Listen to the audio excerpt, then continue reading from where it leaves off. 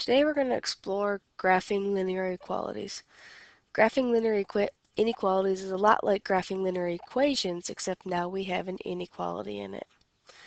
We're going to use the same four inequalities that we used before, and we're going to explore how do we graph them. First, I want you to notice that the top two have a line underneath it. If you notice, when there is a line underneath it, your line is going to be solid. The bottom two do not have a line underneath it. When there is not a line underneath it, your line is going to be dotted. Next, we're going to decide how do we shade it. Well, if it's less than, we're going to shade below. If it's greater than, we're going to shade above. Remember, less than looks like an L, and greater than does not. Looking at my first one, it's less than, so I'm going to shade below. I like to draw arrows on my line that show me where I need to shade. Greater than or equal to, we're going to draw arrows going up. Less than, we're going to draw arrows going down. And greater than, we're going to draw arrows going up. Now it's very easy to solve these type of problems, especially when it's a multiple choice, because a lot of times we can use elimination to help us out by looking at as a line solid, dotted, shaded above, shaded below, positive slope, negative slope. So looking at this line, we can see that it's a dotted line. A dotted line means that I know it cannot be B or C because they have the line underneath it. Looking at this, it's shaded above, so I want greater than, so my answer would be D. Try this one on your own. Pause the video. Good. Alright, let's see how we did. Again, the line is dotted, so we can get rid of A and B. We're shading above, which stands for greater than, so once again, my answer is D. Pause it. Try this one on your own. Okay, we have a solid line, so we should be able to get rid of A and B. And it looks like we are shading below the line, so I want less than or equal to, which is C. Alright, what I want you to do is I want you to grab your focus from earlier in the class, and I want you to write the word power on the back of your focus. I'll explain why in 1 second. Okay, well, what do we do with the equations in standard form? We've dealt with that a lot of times where it's in ax plus by equals c. Well, you could change it into y equals, but you gotta have to remember, whenever we multiply or divide by a negative number, we have to flip the inequality. So let's look at this. If I did opposite a, I'd have negative 2 over my b, which is negative 3. Here I am dividing by a negative number, so I have to switch it, plus c over b.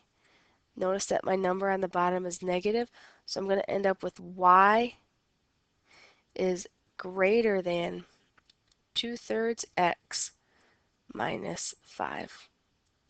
Let's try another one. Opposite a, so 3, my 6 is positive over 6, x plus c over. If you notice here, my 6 is positive, so I do not have to switch the sign direction of the inequality.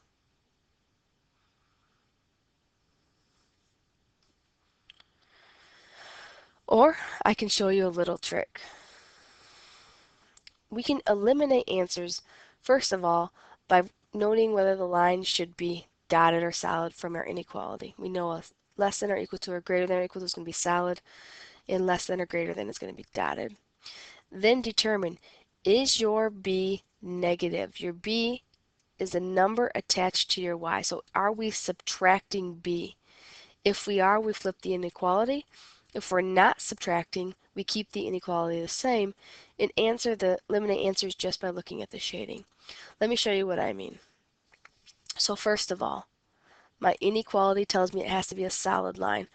I can automatically get rid of A. Looking at my B, am I adding 6 or subtracting 6? Since I'm adding 6, I don't have to switch the direction of the inequality, so I'm looking for the one that is greater than. So my answer would be C. Let's look at another one. Dotted line or solid. Okay, I want a dotted line, so it cannot be B or D. All right, and now let's look at my B. Am I adding y, 1y, or am I subtracting 1y? Since I'm subtracting 1y, I have to switch the direction of my inequality from less than to greater than. So again, I'm looking for the one where I'm shading above. So my correct answer would be A. Pause the video, try this one on your own. All right, great. We can eliminate C and D. Actually, that is not correct. We can eliminate A and B because it should be a dotted line. Looking at my B, I'm adding 9, so I do not want to switch the direction. So I'm looking for the one that is less than. So my correct answer should be D. Okay, underneath power, I now want you to write the word house. So you should have power and then house on the back of your focus.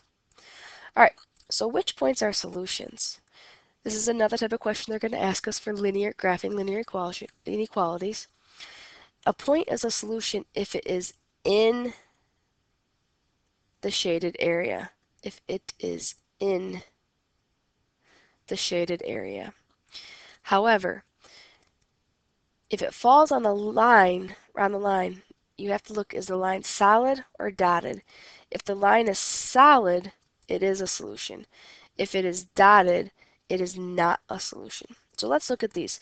So my line is dotted, so anything that's on the line would not be a solution.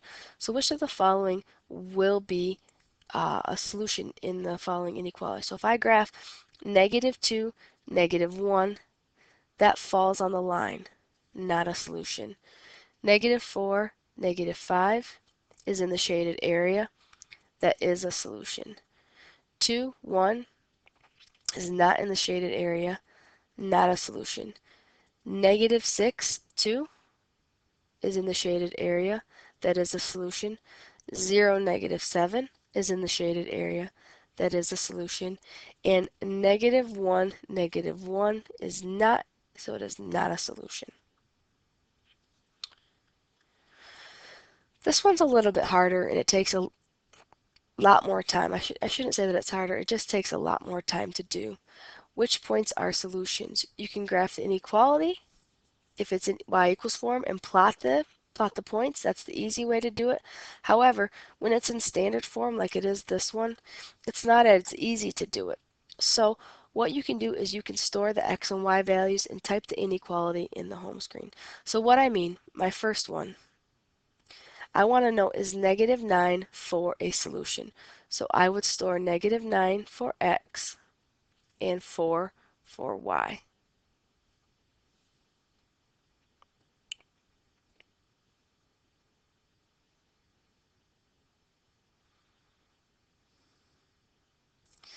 And now what I'm going to do on the home screen is I'm just going to type in this exact inequality.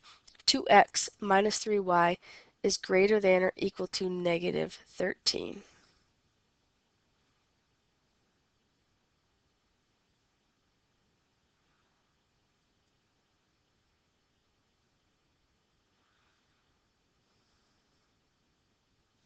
Okay, if I get a 0, the solution is false. If I get a 1, the solution is true. So since I got a 0, this would not be a solution. So now I go to my next one. I'm going to store 6 for x and 3 for y.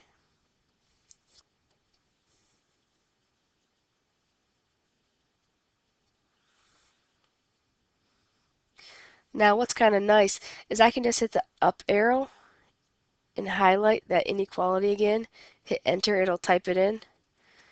This time I got a 1. So that is a solution. Okay, now we would store -7 for x and 10 for y.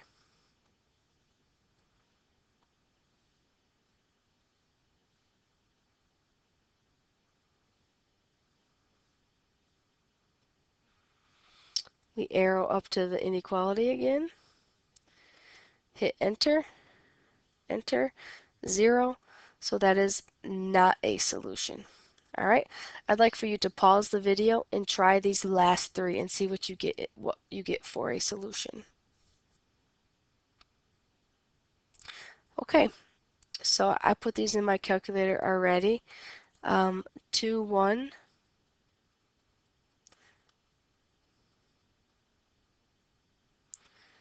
was a solution. 0, 8 was not a solution. And I believe that 5, 1 was a solution. Let me just double check here. Negative 5, 1, and it was a solution. If you did not get that, raise your hand and Mrs. M or I will help you. You should have on your focus the word power, house.